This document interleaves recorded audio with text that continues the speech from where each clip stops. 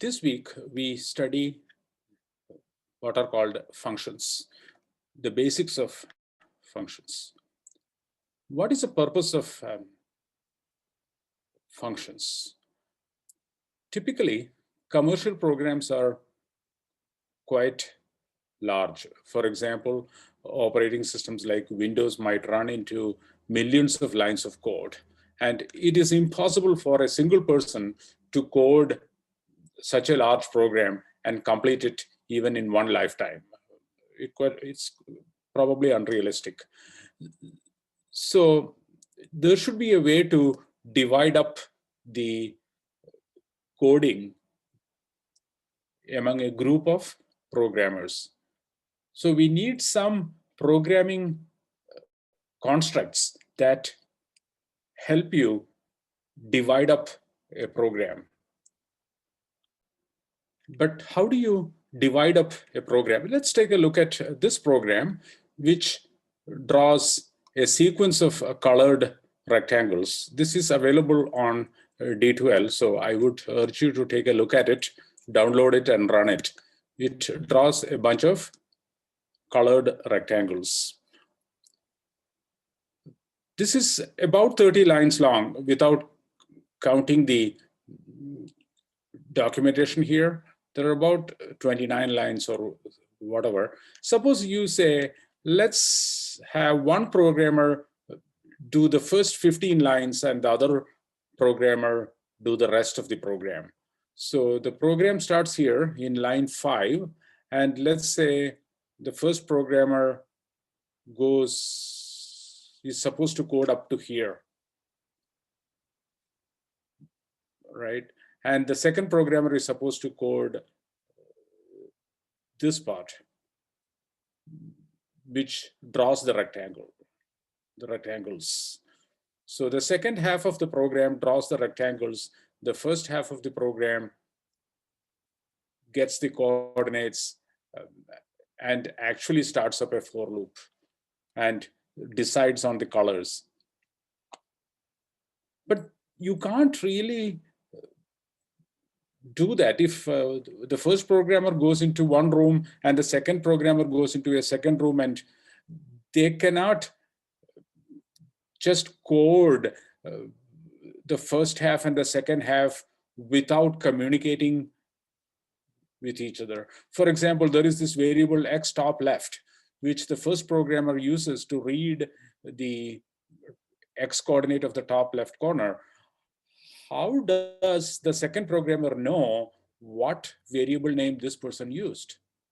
Because the second programmer is supposed to code all these lines, and these lines require the use of the same variable. How do they know? Or for example, that there is a loop here, or that the turtle has been hidden, or how do you know that there is a variable called color that the first programmer has used? So it is not possible for you to simply say, let the first programmer do the first half and the second programmer do the second half, because there is no clear division of responsibility in terms of functionality.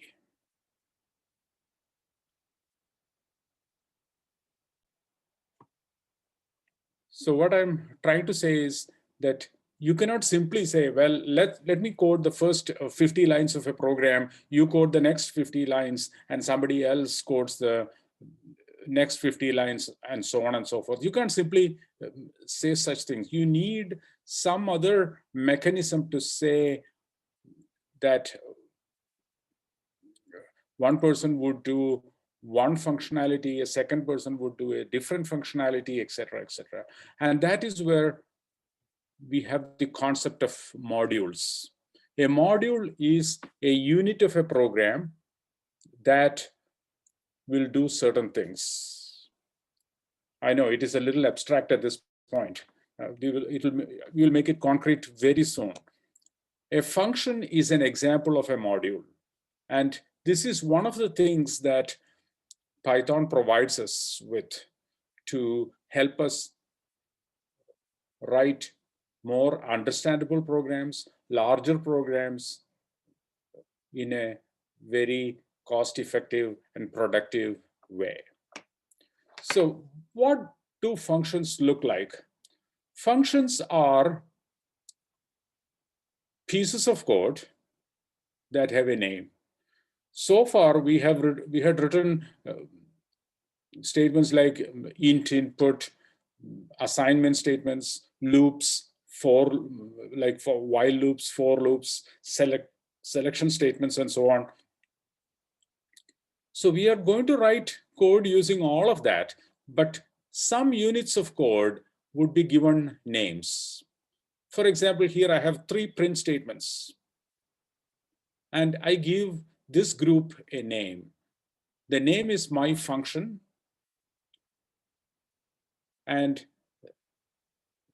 I write the word define, standing for define a function called my function. I'm just giving it a name and put the parentheses after that. That is essential.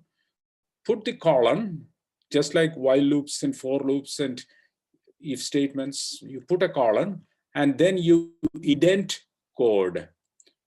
So all this code, I just have 3 print statements. There could be anything. You could have input statements, you could have assignment statements, loops, any conceivable Python statement can be put here. All of that code should be indented with respect to this line that says that the name of the function is my function and the keyword define. And the function ends here. The reason being, I have another function defined. So the moment I have a statement that is aligned with this define, like here, the first function is over. So the second function begins here, and it has 2 print statements. You can have any statements within these functions, right? So your code, if it uses functions, would look like this: define, then a function name, parentheses, colon, some statements, define, another function name, parentheses, colon, more statements. And you will keep on defining function after function. And these functions can be coded independently and collected together to provide the required functionality. We will see how to do all that in the next couple of weeks, this week and the next couple of weeks. But this is the basics. So how do functions help us? First of all, functions can help reduce code duplication. Suppose we have a program that is kind of represented by colors. So the red lines or the red blocks represent lines of code that are exactly the same. So I have a block of code here, a sequence of Python statements in the red rectangle, and that sequence of lines is repeated here and here. We have another sequence of lines represented by this color and repeated here. Then I have another sequence of lines that is not repeated. So wherever we have repetition, we can put a function instead of repeating these. So if you have, say, 5 lines of code here in the red rectangle, you just put those 5 lines here under a function name. If you have 10 lines of code here in the blue, you put those 10 lines here with a function name. Of course, there is no duplication here, so you have to have that in your code. You could put a function, you could put that in a function too, no problem. So instead of having these many lines, you will have fewer lines in your code, which uses functions. Another thing is, functions can help focus on one thing at a time. Sometimes this is called separation of concerns. When we write a program, we have a number of things to take care of. And what we need to do is focus on one concern at a time. Like that program that we just had a glance at. Suppose you want to draw a number of rectangles of different sizes and colors at different locations. So that is our problem. Number of rectangles, they are all of different sizes and colors. They are all over the place on the screen. Drawing a colored rectangle of a certain size at a given location is one issue. But determining the locations, sizes, and colors can be thought of as a separate issue. Instead of complicating the matter by thinking about all the issues in one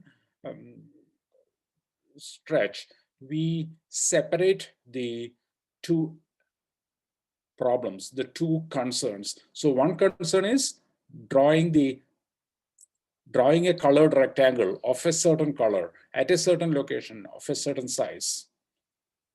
The other concern is determine where the rectangles should go, what their sizes should be, what the colors should be. So we could have a function that would determine these things, a second function for actually drawing the rectangles, for drawing a rectangle. This is huge. This kind of an idea is very useful, because then you only have to worry about one thing at a time. Let's see how to create a function for some interesting piece of code. So here is Python code that would read in a sequence of numbers and would add up all the even numbers and add up all the odd numbers. So to put this into a function, what we need to do is create a function named get even and odd totals, or something like that, something meaningful, and put the word define, put a space, and put this name, and put the left and right parentheses, and put colon, and copy the code indented. Maintain the indentation as in the original code. For example, the first 4 lines are all indented at the same level, right? So you need to have the same indentation here. And remember, all the code inside a function should be indented. The first 4 lines have the same indentation. Then here we have the while loop, and the code is indented within the loop. So we need to maintain that level of indentation. When you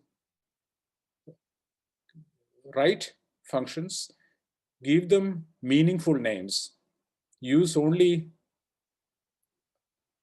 lowercase letters and digits if you want, but start with the lowercase letters all the time. And of course, you should also use underscores to separate the words. When you write a function like this, Python simply notes that function when it sees it. It doesn't really execute any of these lines. To execute that, you need to actually call the function or invoke the function. Invoking a function or calling a function is carried out by writing the name of the function and putting the left and right parentheses. So let's now see a complete program that would do something interesting. Here we have a happy birthday program. It prints out the lines of the happy birthday song. It is organized into 3 functions. The functions are happy birthday, third line, and all lines. So the first function is having just one line inside it. The define, this thing is called the function header. And there is just one line in the function body. Here, the second function has one line as well in the function body, but the third function has 4 lines in the function body. This is not a function. There is no define here, all lines. This actually is an invocation of the function all lines. Now, let's see what happens if you type this into Python and execute the program. Python will start reading from here.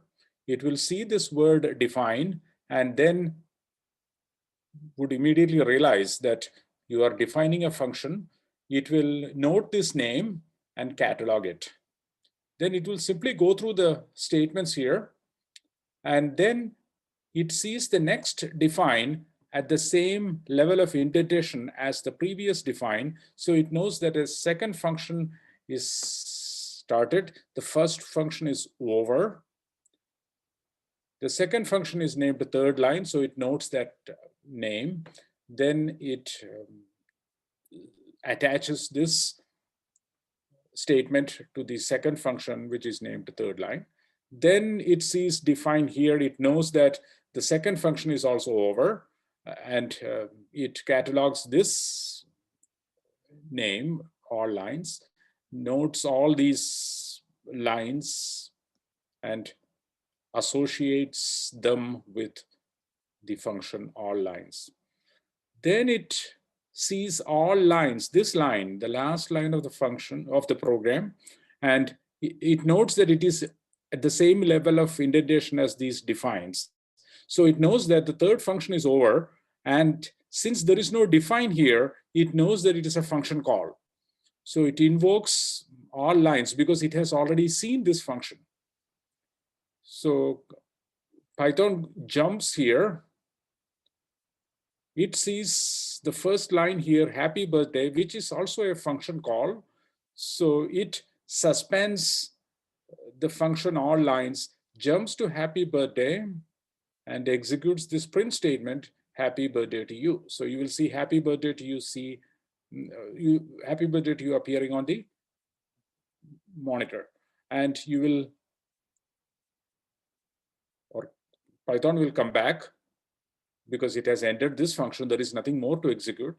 So it comes back to where it called happy birthday and then executes the next line, which is another call to happy birthday. So it goes back here and then again prints happy birthday to you, ends the function, comes back and goes to the next line, which is an invocation of third line, the function called third line, which prints happy birthday to you, dear Mary.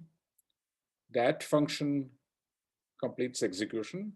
It goes to the suspended function and executes the next line, which is happy birthday, and it prints happy birthday to you once more, comes back. There are no more statements in this. Python goes back to where it came from, and there are no more statements in the main program, and the program ends.